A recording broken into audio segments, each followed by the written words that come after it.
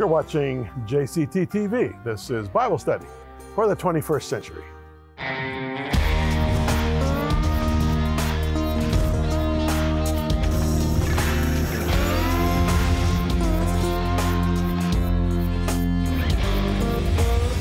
You know, one of the great benefits of doing this program is I get to meet some really fascinating people. And I try to share my fascination with you and put myself in your place and ask the questions I think you might want to ask. Well, Vander Vennen is certainly one of those. He's been my guest all this last 3 programs, now this 4th program this month. He is Executive Director of the Shalem Mental Health Network. He's a psychotherapist.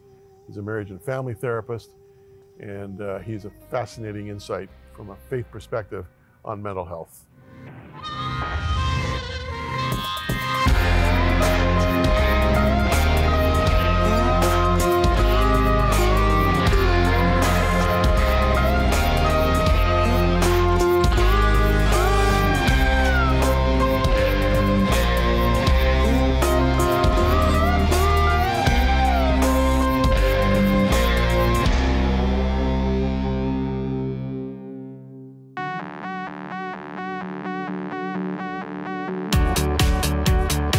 Jim Cantelon Today is a program dedicated to the teaching of the good news of Jesus Christ. This all through the Gospels of Matthew, Mark, Luke, and John. JCT also brings to you encouraging testimonies and stories from Christian leaders all over the globe. If this program has added value to your life, would you please consider becoming a partner? To do so, simply contact us by phone, mail, or online.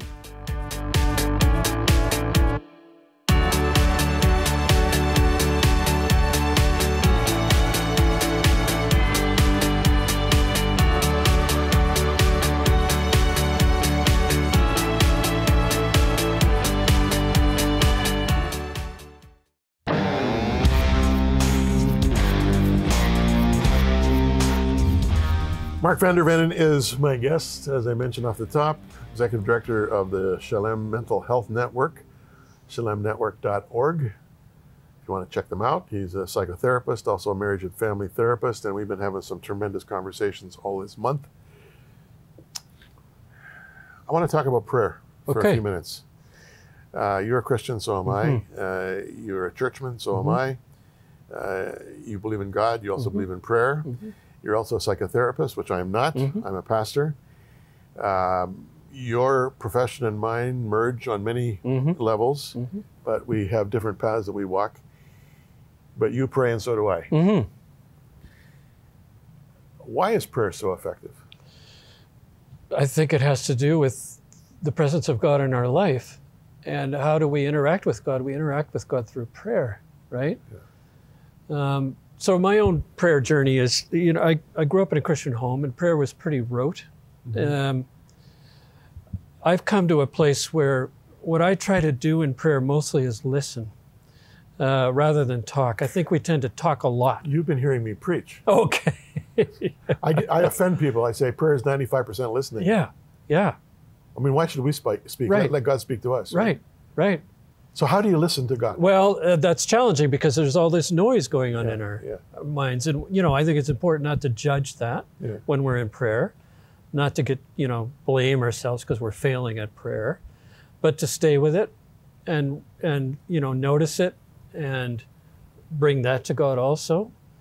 But the point is to get past them, to go underneath them, you know, the noise, the concerns that we're dealing with in that moment.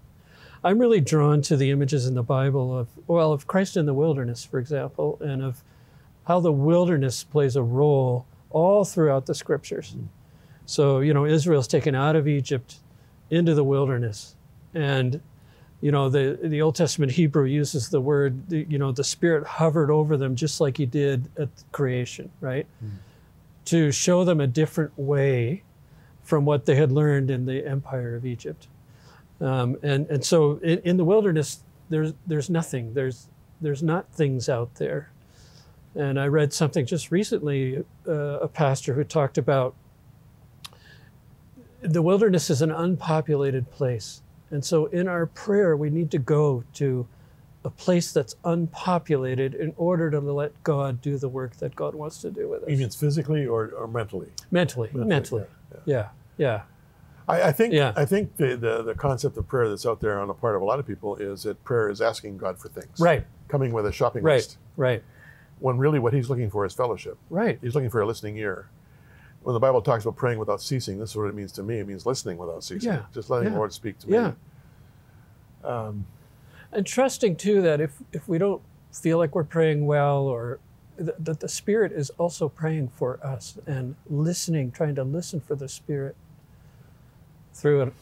You know, I learned a lot about God and his relationship with us by being a dad myself. Oh, yeah. I guess you can relate to this because you have 3 children as well. Yeah. When my kids were learning to walk, I didn't chastise them or put them down because they tripped and hit their head on the corner of the coffee table. Right. I lifted them up as they wept and comforted them, and then put them back on their feet and said, try again. Right. Right? Exactly. And I get the impression that people say, I'm not praying right. Well, yeah. You're going to say to a kid who's learning how to talk, you're not talking right? Yeah. This is a love relationship, right? Right. Absolutely. It's not a legal argument. It's not a shopping list. It's communication with our Creator who loves us. Well, exactly, and is intimately involved in the innermost details in our life. I mean, what an awesome gift that is, right? That through prayer we can be connected to the Creator, the one who created us and loves us. Now, you're a professional psychotherapist, and I don't know what the ethical code is on this point, but are you ever inclined to praying with some of the people that you're... That can happen. But it's not necessarily on your agenda. No, and it's directed by the client. They have to ask for prayer? If they ask for it, then we will do that, and that can be very meaningful. But, if someone is struggling with faith or had a difficult experience, and then in a therapy session you say, well, let's pray. Yeah. That feels like it has another agenda. And not the agenda of the healing path that they've come with that you can support, right? A few interviews ago, we were talking about depression. I want to get back to that for a minute, in that depression is such an issue in our culture right now. When I'm reading some writings, and I've been a voracious reader my whole life, some of the great novelists and poets that I've read over the years struggled with depression their whole lives. To the point where I'm wondering if the plus side of the melancholy spirit is heightened creativity. Well, it's possible. But I would never wish depression on anyone. No. And I don't think it's necessary for an artist. My wife's an artist. Yeah. She's not depressed. Right. So you don't have to have that. But do you hear what I'm saying? I do think depression can be a kind of crucible out of which things come that can be very creative that would not come otherwise. Like I sometimes wonder if the depression isn't sort of that wilderness you're talking about for some people, where they're all alone and nobody seems to know or understand or care, but in the aloneness of that space, they think some pretty insightful thoughts. Well, and it's why we want to listen very carefully with people who are depressed, because there may be things that we're missing that they're catching, right? Yeah, absolutely. Yeah. Now, we just touched on it the first interview. I want to get into it a little further. I have like a lot of people, I think, have a simplistic view of suicide, that you don't commit suicide unless you're depressed. Right. Is that true? I would say that is mostly true. Mostly true. I would say, there's... You're not really thinking straight when you actually get to the point where you're going to take your own life. Right. Everything is dark. Right. Everything is dark, and it feels like there's no way out. Have you ever dealt with people who attempted suicide and it failed, and you're able to talk them through that process and understand why they did it and help them not to do it again? Has that ever happened to you? Yeah. Can you kind of give me just a thumbnail sketch of what happens there? Well, sometimes the failure is a bit of a wake-up call. Maybe I wasn't meant to die after all. Right? And so, but you piece it together, and you try looking for meaning out of what happened. And you deal with the here and now also in their life. So what's going on in your life? What's happening with this depression? I mean, we could talk techniques, right? I mean, you externalize things. So depression is not you, it's this thing that has come. And so can we interact with depression? Can we make it different? Do you know what I mean? Right, yeah. With medication is awfully important sometimes, the two together. But I mean, suicide is rampant, and it's a big issue. The leading cause of death for men under 50 right now is suicide. I think I mentioned that. So, but then you also said something to me between interviews that men over 65. White men over 65 is the group most at risk of suicide in our society outside of indigenous communities. Have there been any studies done on that? Not enough. So what's that about, right? Yeah. You know, a lot of men retire at 65. Their identity has been wrapped up in their work. The relational stuff has sort of been handled by their spouse. Mm-hmm. Now who are they? You know, I'm not working anymore. That's not who I am anymore. I've got very few friends. I don't even really know how to do the friendship thing. And we know that isolation kills, right? So, you know, loneliness and isolation is a better predictor of early death than smoking or obesity. Really? Yeah. Yeah. Loneliness and isolation. A greater predictor of early death than smoking or obesity. So in the UK now, for example, they have a minister of loneliness, one of the government cabinet positions, because it's become a public health crisis, especially among seniors, which shows how wired we are for a relationship and how much relationship actually has to do with even our physical health, and how that's how God has made us. So even introverts need relationship. Absolutely. Yeah, so isolation is different than wanting to be alone if you're an introvert. Right. I mean, I'm a bit of an introvert. I love being alone sometimes, right? Yeah. Isolation is a different animal. Yeah. Wow. Yeah. I want to end on a positive note. Yeah. Not that we haven't been positive, but you know, I mean, this is so interesting to me, and I know it's interesting to our viewers, and that's why I always try to take the position of the viewer in the questions I ask. Sure. 2 minutes. What is happiness? That's a great question. Yeah. I would say happiness is something like contentment. Yeah. We're content, you know? We're not striving for something that feels missing. Yeah. Fundamentally, we have relationships in place that are satisfying, that we both get things from, but we also give to.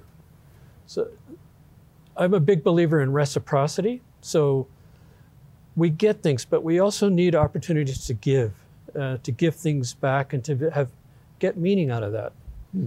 Because we're interactional, we're relational creatures.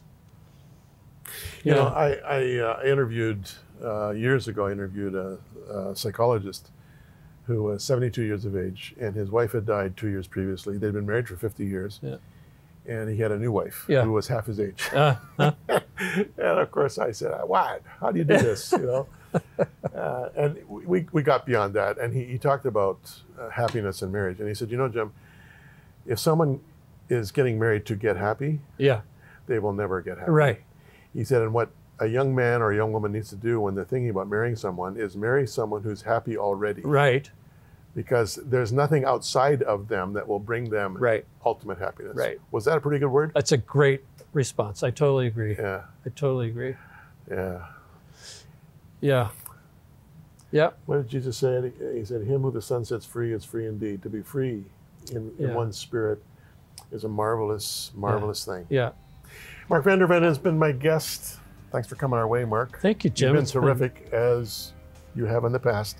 We'll have to have you back in the future. ShalemNetwork.org. If you want to connect with Shalem Mental Health Network, Mark Vander Vennen, Executive Director. I'll be back with our Bible study right after this break.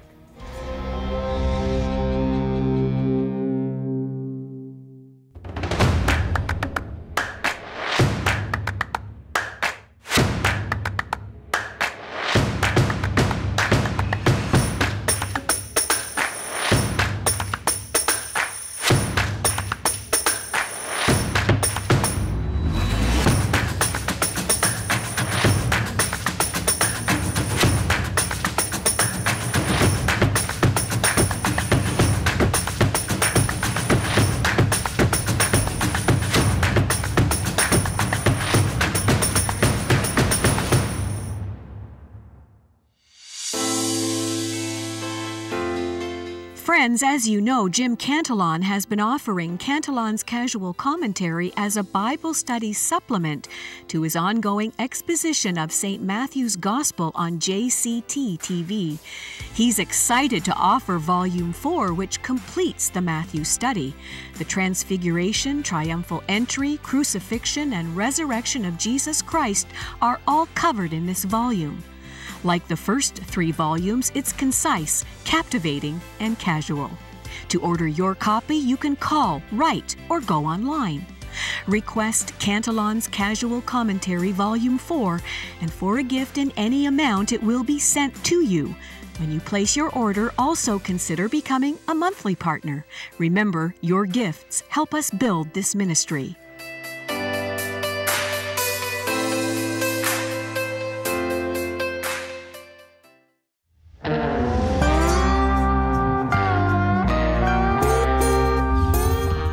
Before I get into Matthew here, I just want to set something up.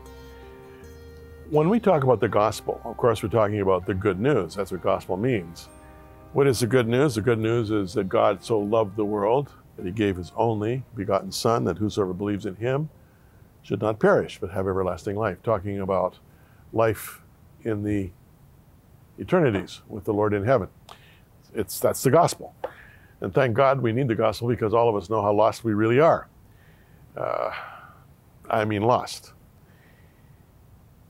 The Apostle Paul, in 1 Corinthians 15, before he gets into a long discussion about resurrection, he reminds the Corinthian Christians of the gospel that he preached to them. And he defines the gospel in terms of Christ died, he was buried, he rose again, he appeared. All right? The burial of Jesus Christ is really critical. The fact that he literally died, of course, is key, but he also was literally buried. We're talking here about Joseph of Arimathea with Nicodemus, taking the body down from the cross, putting it in Joseph's own freshly hewn tomb, rolling a stone in front of it, which was the common practice of the day. And according to the scripture, even having it sealed. Why sealed? Not all gravestones were sealed. This one was because the temple authorities were concerned the disciples would come and steal the body, okay? They also set a guard around the tomb to make sure that that didn't happen. So this is critical to our understanding of the gospel, because Jesus not only actually died, but he was buried, all right? So having said that, let's get to it here. I'll just find the scripture. Verse 57. Now when evening had come, there came a rich man from Arimathea named Joseph, who himself had also become a disciple of Jesus. This man went to Pilate, asked for the body of Jesus. Pilate commanded the body be given to him. When Joseph had taken the body, he wrapped it in a clean linen cloth, laid it in his new tomb, which he had hewn out of the rock, and he rolled a large stone against the door of the tomb and departed. Mary Magdalene was there, the other Mary, sitting opposite the tomb. Okay. I talked last time about Joseph being a member of the Sanhedrin in Arimathea. I won't go over that old territory. But the fact is that in taking Jesus' body down from the cross, he ritually defiled himself. This is something he didn't do. He didn't touch dead bodies. And if you did that, you had to go through a whole process of purification. It was a real stigma to touch a dead body, and to do it publicly. I mean, Joseph of Arimathea had been a secret follower of Jesus. Now he's right out in the public. All of his Sanhedrin buddies in Jerusalem would have seen this, because they had been mocking from a distance, even as Jesus suffered on the cross. And they're saying, what? Joseph of Arimathea, what's he doing? You know, and Nicodemus came in on it as well. These guys forever were blighted, not just in terms of ritual defilement, but blighted by the fact that they cared enough about this insurgent, this purported king of the Jews, that they took his body down from the cross and buried it. It's really quite an amazing story. It's dramatic to the max, for sure, okay? But now we got Mary and the other Mary, Mary the mother of, we don't know if they're referring to Mary the mother of James and John, or whether the Mary the mother of James and Joseph. Is it James and Joseph? Yeah, James and Joseph in verse 56. But they're sitting there. Now, this was common practice. Now, here was the Jewish view. When you bury someone, Their spirit hovers around the grave or the tomb for 3 days. After 3 days, it's gone. During that period of time, you stay there to keep the spirit company. And you also want to make sure that the body is well spiced, perfumed even, to mitigate the odor of decay. This is what they were doing there, okay? It wasn't just a case of them being sad, it was a case of them doing what Jewish culture expected, right? Sitting vigil for 3 days as the soul hovered over the tomb. Fourth day, the spirit departs, and then they would move on with their lives. What we see here is that the temple guard were stationed at the tomb. Verse 62. On the next day, which followed the day of preparation, the chief priests and Pharisees gathered together to Pilate, saying, Sir, we remember while he was still alive how that deceiver said, after 3 days I'll rise, therefore command the tomb be made secure until the third day, lest his disciples come by night and steal him away. Okay? And say to the people, he's risen from the dead. So the last deception will be worse than the first. Pilate said to them, you have a guard, go your way, make it as secure as you know how. So they went and made the tomb secure, sealing the stone, setting the guard. So the first night is Jesus and Mary, all right? He's in the tomb, the stone is there, it's sealed. No, not sealed yet, but the stone is there. And, you know, the night passes. The next day, the temple authorities get nervous, and so they send a guard along with the seal to make sure that, you know, what had been predicted, that on the third day he would rise again, would not happen. So that's what's going on there, okay? Now after the Sabbath, as the first day of the week began to dawn. Now the Sabbath is Saturday, okay? Jesus is buried on Friday, day 1. Sabbath, day 2, okay? Then the first day of the week began to dawn. That's day 3. In Hebrew, it's Yom Rishon. Yom means day, Rishon first. Yom the first, day the first. When I lived in Jerusalem with my wife and 3 kids, it took us a few months really to adjust to the whole Sabbath routine. You know, when you expect that Sunday is your day of worship and it's a full work day, you think, well, what's going on here? Well, that's just the way it is. The day of rest in Israel is from sundown on Friday night to sundown on Saturday night. And the day begins at sundown. It doesn't begin with morning break, okay? It begins at sundown. So morning is dawning. It's halfway through the day, almost, on Yom Rishon, Sunday. Mary Magdalene and the other Mary came to see the tomb. So they were there for the first night, but then there were others who would come and, you know, do the vigil. They had to sleep. And behold, there was a great earthquake. For an angel of the Lord descended from heaven, came and rolled back the stone from the door and sat on it. When an angel decides to roll back a stone, doesn't matter how heavy the stone is, whether it's 1 or 2 or 3 tons, the angel can move it with no problem, right? His countenance was like lightning, his clothing as white as snow, and the guards shook for fear of him and became like dead men. Okay. The temple guard was stationed there so that no one could steal the body. They didn't want, you know, this imposter precipitating another fraud, as they saw it. And so the stone was sealed, and the guard is there for the next several hours. But then something dramatic happens, and this is what we call the resurrection. Jesus died, he was buried, he rose again. Paul's gospel. Here you have in chapter 28, verses 1 to 8, the women and the angel, as I call it. And in my casual commentary, I have much more about it than I can share with you now. Don't forget to write in, log on, phone, whatever, and ask for Cantelon's casual commentary. It's now complete, the entire book of Matthew, now working on the book of Mark. Enough of a commercial here. The fact is that the women were playing a crucial role here. What we read from the Gospels is that the men, the male disciples, were in hiding. Why? Because they feared for their lives. They figured they've killed Jesus, now they're going to kill us. They were also full of confusion and disquiet. I mean, they had given up their occupations. They had followed him for 3 years, all the while expecting he was going to establish the kingdom of heaven on earth. He was going to rout the Romans. He was going to be the, you know, the triumphant Messiah. And none of this had happened. And so if any doubt had been kind of harboring in the back of their mind, it now came to the fore, even to the point where after the resurrection, they followed Jesus' instructions to meet him in the Galilee, and some of them arrived in the Galilee still doubting that he'd risen from the dead. I mean, these were human beings like you and me, okay? They weren't glassy-eyed. They had their feet on the ground. They were dusty, and they were hard to convince. But the women seemed to have a heart for what was going on, much more than the men. And so it's the women, after the Sabbath, dawn on Yom Rishon, day the first, Sunday, Mary Magdalene, the other Mary, and unlike the 11 who were still hiding out, they became witnesses of the crucifixion. I know it's very common these days to talk about the equality of men and women. Seems to me from time to time in history, the women seem to be superior to the men. Much more to come next time. Thanks for watching.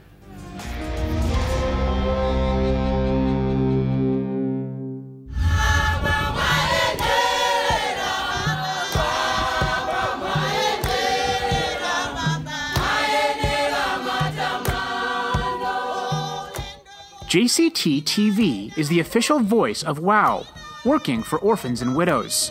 Jim Cantelon is the founder of WOW and has been ministering to orphans and widows in distress for 18 years.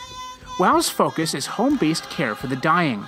The horizon is vast, with thousands of the least of these in Africa and India. WOW depends on your generous support. To do so, simply contact us by phone, mail, or online.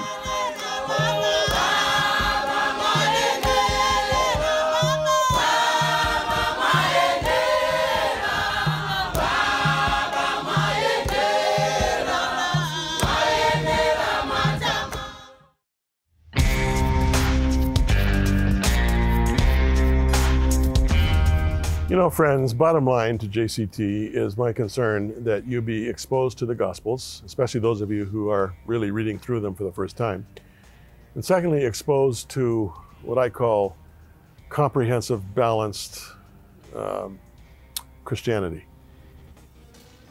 A faith that is both righteous and just. Righteous, biblically understood in terms of loving God. Just, biblically understood in terms of loving neighbor. Righteousness, justice. Love for God, love for neighbor. And so I proclaim the gospel, and I'm certainly not the first to do that in history, but doing my part, but also trying to demonstrate through our WOW ministry, working for orphans and widows, that the least of these, the weakest link, need to not only hear about Jesus, but see the love of Jesus demonstrated. When you help us, we do it as a team, and I so appreciate it. Thanks for watching.